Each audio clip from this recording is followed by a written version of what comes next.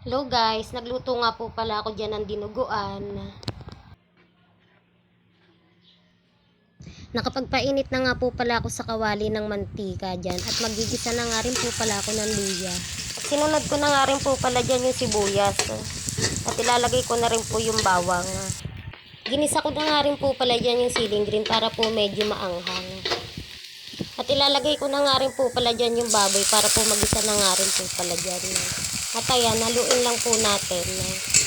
At nung okay na nga rin po pala sa gisa, ilalagay ko na nga rin po pala dyan yung dugo. Yung dugo po pala nalagyan ko na po yan ng suka.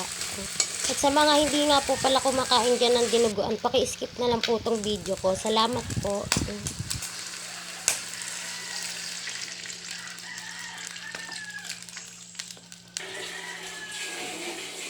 At ayan, haluin ko lang po ng haluin para po hindi po mamuo yung dugo.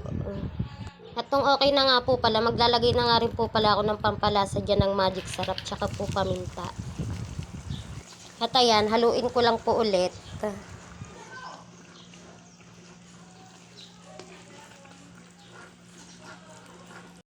At ayan, maglalagay nga rin po pala ako ng konting asin dyan kasi po nakulangan po ako sa lasa.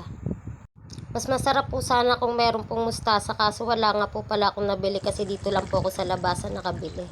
At ayan po, luto na nga po pala yung dinuguan. Kain po tayo. Please like, share, and subscribe po. Thank you po.